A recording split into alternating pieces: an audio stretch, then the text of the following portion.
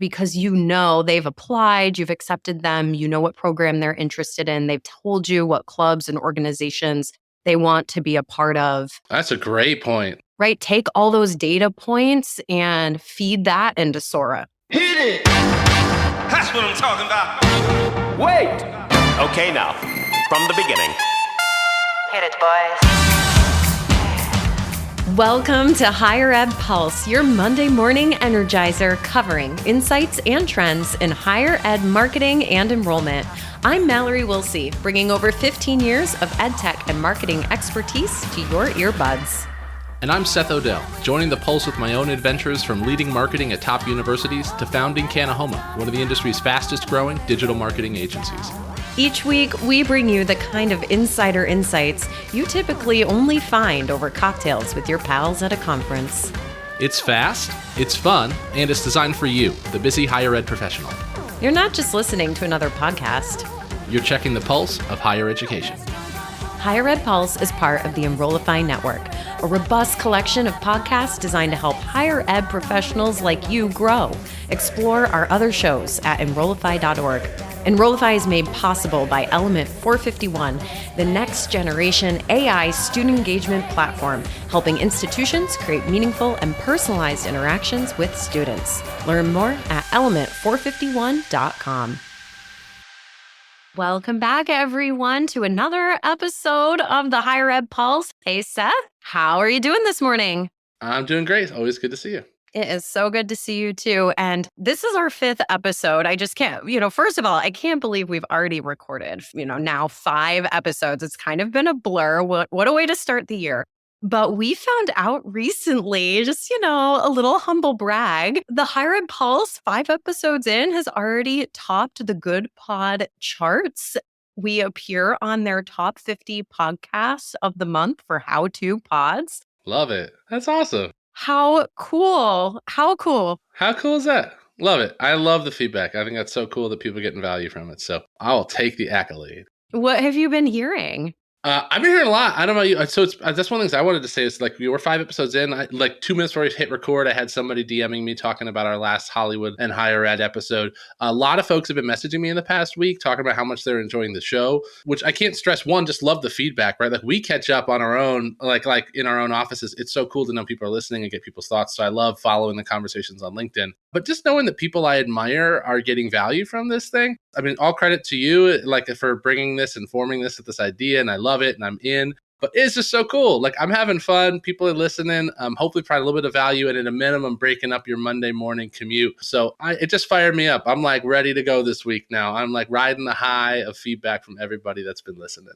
Wow. I think that's a very gentle way of saying, please send me more DMs telling me how much you love hearing me talk about, everything from Hollywood to Dentsu reports. I don't know.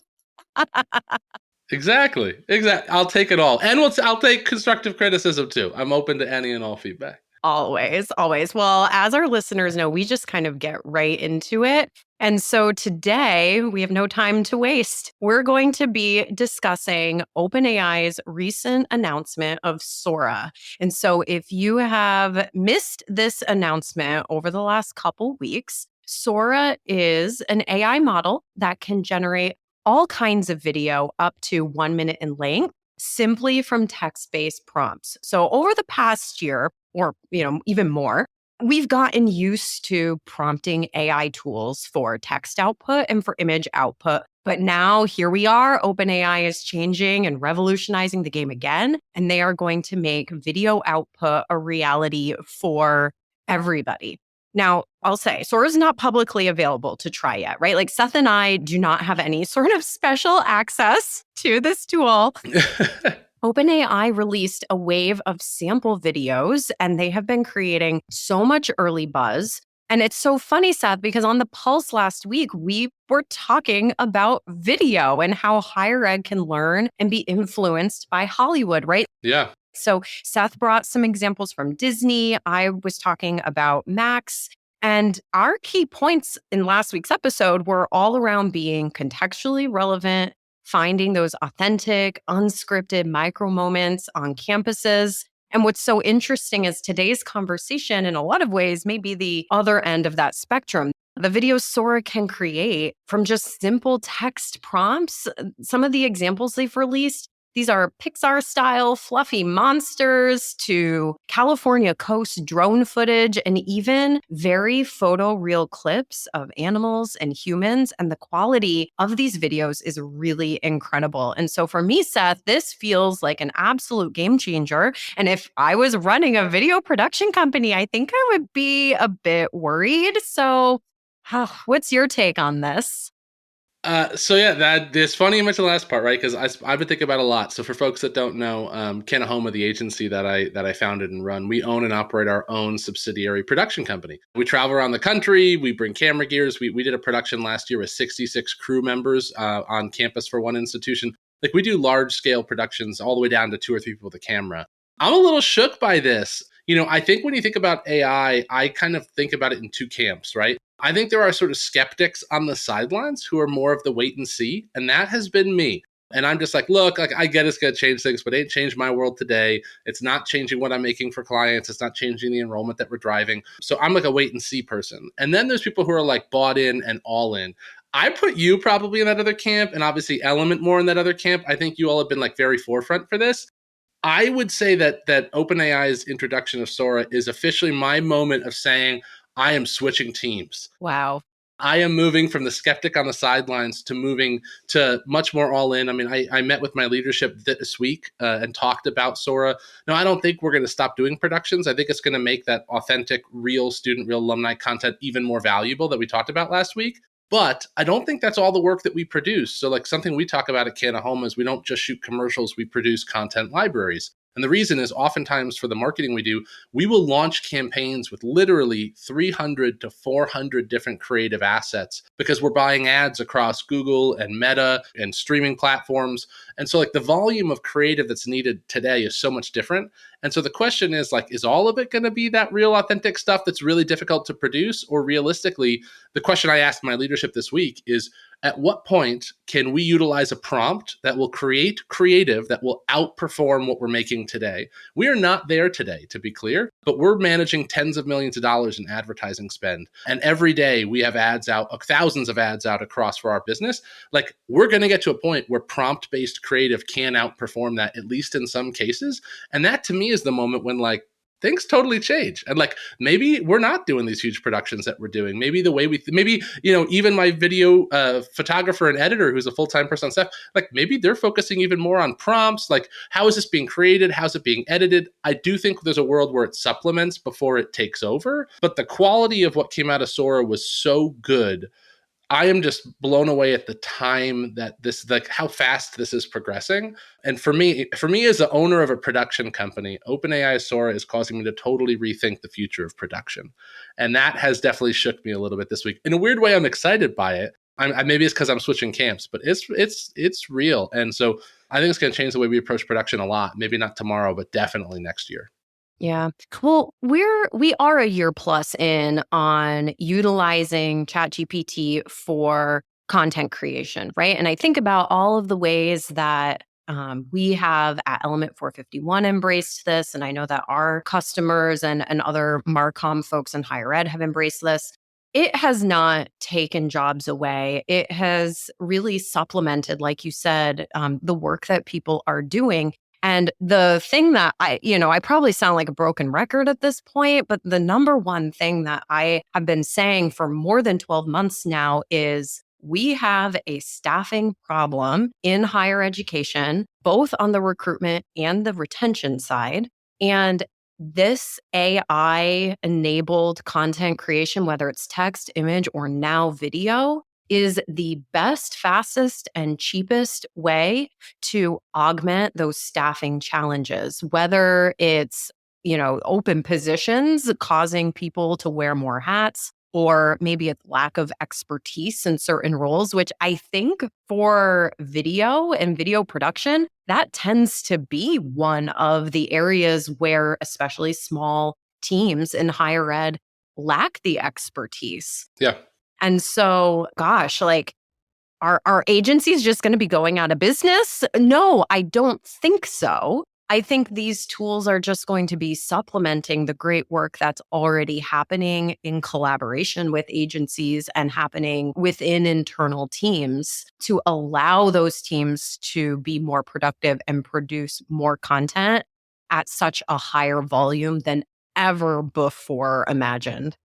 Hmm. I totally agree, and I think that what we are going to see is a shakeup in the space of folks that are able to adapt and adopt this sooner rather than later, in a way that we can provide more value to partners. The assets still need to produce, ads still need to be managed, campaigns still need to be developed. So much of that cannot be done, but it is, to your point, it's like looking at your team and not just thinking about individuals. It's about thinking about like all the resources that are on your team to create and produce value for partnerships, and then it is like suddenly these tools are there. And I do think the agencies that are able to be more innovative sooner and faster are going to have a competitive advantage. I mean, we even talked about that. We have a partner right now where we are in development to talk about using AI creative in real time with an automated bidding platform where we can create and supplement. And that's spooky. And I'm not sure it's going to even work, but we're leaning in heavily to test that now with one of our larger partners, because if it works, we want to roll that out quickly. So in innovation, it's always, I always talk about, you want to be a fast follower. You don't have to be the very first, right? The first people are the ones out there building AI companies and creating tools.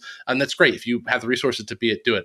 I'm not going to be first, but can you be a fast follow? Like, can you quickly understand where the true value is? Back to last week's line, or the week before, separating the sizzle and the steak. That's from 2 weeks ago. And talking about like where the true value is and how quickly we can identify and then deploy that. So I think that's where the winners in this next phase are going to be the ones who can kind of, basically figure out signal versus noise and quickly move to bring the winners on board and make changes that need to be made. Hey everyone, it's Mallory. I'm hosting the Engage Summit this summer in Raleigh, North Carolina. The theme of the conference is AI Got You.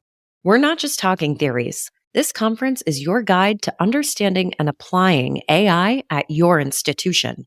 By the end, you won't just get AI, you'll be ready to lead your campus through an AI transformation. It's for everyone who wants to use AI to level up everything you're doing.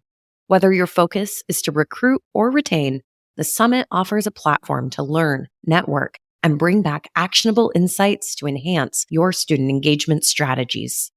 I hope you'll join me and some of your favorite Enrollify creators in Raleigh on June 25th and 26th, like Jamie Hunt, Dustin Ramsdell, and Allison Tercio. Use the discount code Enrollify50, and you can register for just $99. So join us at the Engage Summit this June. Learn more and register at engage.element451.com. We can't wait to see you there. Yeah. So we've, just identified that overcoming some of the expertise limitations is certainly a huge benefit to the release of Sora. I think it also is going to help higher-end marketers overcome budget limitations, expand their creative capabilities, allow folks to engage in very meaningful ways with their audience. I tend to think video is, if not the top, like one of the top ways to engage audiences. And so if adopting Sora can lead to this more dynamic and inclusive and effective communication strategy that's going to resonate with the audiences that we speak to, then I think it's going to be a really great thing for this industry. So I'd love for us, Seth, to spend a couple minutes kind of thinking about, and again, like, caveat, we do not have access to Sora yet. So we are just ideating here. And this is a great opportunity for anybody listening to find us and ideate alongside with us, because that's sometimes the most exciting part of any new release. Is like when it's the Wild West, there's no guardrails. We can imagine anything right now, right? So let's imagine together, how do we think Sora can or will be adopted by higher ed marketing professionals? What are some of your ideas? So I think like one area for me that's extremely interesting is video's role in SEO. So often when we talk about search engine optimization, we think about text-based blogs and articles, and that is certainly a huge component. But the reality is the second largest search engine in the world is a video search engine in YouTube. And so many folks are consuming video content, especially vertical short form content, in really new and different ways. And people are more and more looking to go to TikTok to search for things rather than Google. And so I think the idea is, how can you create a high volume of video-based SEO-related content to move upper funnel when it comes to higher ed marketing, one thing I always tell our partners is the higher up you go in the funnel, people stop searching for programs and they start searching for problems, meaning they have a problem, but they don't know what the solution is. What's the best degree for this? How to get in this career? Best ways to do certain things. That type of content is very valuable because there's a much larger addressable market of folks that are looking for problems rather than programs. But producing video content for that is extremely tough because it's a long tail game. You're doing a high volume of productions to create all sorts of pieces for like a lot of different searches. So for me, the idea that we could create 100 videos with different prompts for different search queries from an SEO perspective is tremendously interesting. And I would love to see us doing that, by the end of the calendar year. That would be a fantastic thing for us to build into our SEO offering. So that's one example I think that could be really cool to follow. But Well, I always have my admission counselor hat on when I think about these things. And I have to imagine there's going to be a terrific use case around generating more personalized video messages thanks to Sora. And so maybe it's in companionship with an acceptance letter hmm, or in that critical yield phase when you're looking to send content to a prospective because they've applied, you've accepted them, what program they're interested in, they've told you what clubs and organizations they want to be a part of. that's a great point. Right? Take all those data points and feed that into Sora. And it's totally customized to them. That's wild. I mean, that from a yield perspective, like one of the things we talk about a lot in the nurture work we do is relevancy. And it's like, how do you utilize the data that you have to not just provide value based on what students are looking for? And so not just demographic data or program data, but behavioral data, like where are they appear to be interested from like a psychographic perspective? What are their interests? What are their wants, their desires, their fears, their motivations? To be able to produce like video content that supplements that, such a cool idea. That would be wild. Well, let's say that I want to play volleyball. I want to study abroad in Italy, and I'm thinking about studying chemistry. Boom, there's a 60-second video clip of, right, features of those three things right there. Something tells me that higher ed Marcom team wasn't going to get the budget to fly to Italy and get those shots, right? Now, of course, the stock footage exists, all of those things, but you could prompt Sora to get so specific with show me a classroom in Italy or this or that. It just feels like the possibilities are endless here. And if you can do that at scale to thousands of students, Totally. We might not have a problem with butts in seats. Yeah, it'd be different. I'll say one other one that I have is that's much more the creative in me that I think will happen sooner rather than later is using Sora to pressure test creative campaigns. Ooh. So oftentimes when we develop a creative campaign, we end up with a storyboard and we're trying to convince a non-marketer, right? College presidents or deans to like imagine what this could be like if you let us make this. Yes. And in my past, I've done things called ripomatics where you like go grab copyrighted content online and just try to mash up other people's content, stock footage or other video footage. But it's not quite the same. If I could take the concepts we're producing now, and instead of just pitching a client, I could dump it into Sora at a minimum and say, show me what this campaign would look like. I could see, even if we still go shoot it and we do it ourselves, that would be a massive value add to non-creatives that are involved in the creative process. I am wildly nodding my head over here for anyone who can't see me.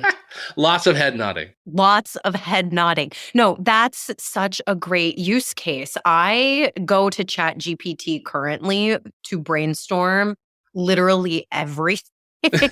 And if you're telling me I can now do that and even go as far as storyboarding with video, yeah, holy cow. It sounds fantastic. Yeah, it's wild. That's why this week was so big for me, because it was up until now that the AI innovations felt just a little distanced from me and my world. Maybe it's just me. I don't know, folks listening.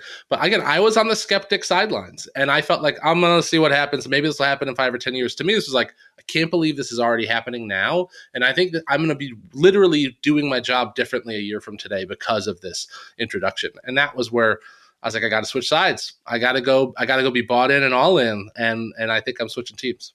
Seth, I think that's such a good point. And, as professionals, we need to continually be considering the effect of new technology and new tools and how we're adjusting to them and how they're getting woven into our jobs. And so we might have listeners who aren't quite ready to jump camp like you are.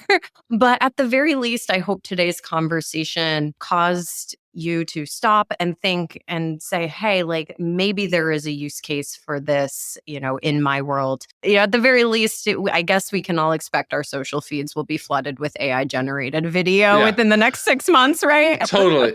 And while that may be a topic for another conversation, because I do think it's going to change the volume of content and quality. Yeah, my message to listeners this week is just, if you are inundated with AI fatigue, which I think I am, because every day there's something going on, for me, my advice to you, back to the higher ed pulse, is like, is Sora is the thing to slow down and check out. If you've been ignoring AI headlines for a little bit because you have fatigue with it, this is the one to slow down and look at, because this to me feels like one of the game-changing things that have rolled out in a while. And so it rises above other announcements in the past, in my opinion, and it's worth pausing your work, carving out 20 minutes this week and just checking it out, because I think it's going to change the way we work in the future.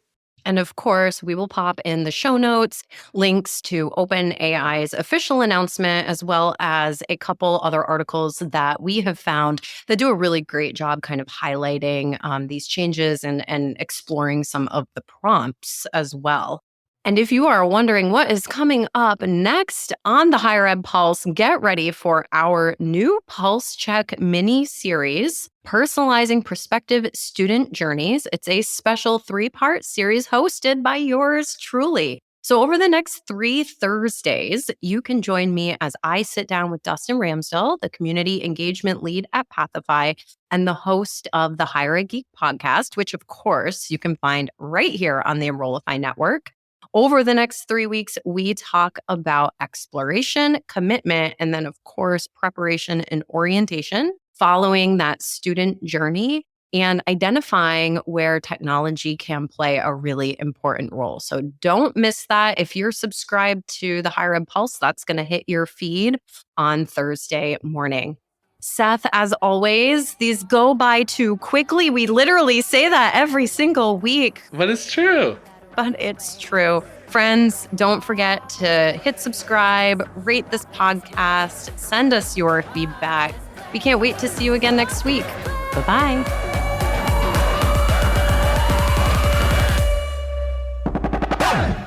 The Higher Ed Pulse is part of the Enrollify Podcast Network. If you like this podcast, chances are you'll like other Enrollify shows too. Our podcast network is growing by the month, and we've got a plethora of marketing, enrollment, and higher ed technology shows that are jam-packed with stories, ideas, and frameworks, all designed to empower you to be a better higher ed professional.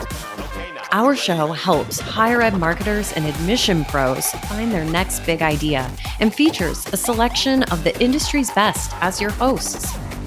Learn from Brian Gross, Eddie Francis, Jenny Lee Fowler, and so many of your favorite leaders in higher ed. Enrollify is made possible by Element 451, the next generation AI student engagement platform, helping institutions create meaningful and personalized interactions with students. Learn more at element451.com.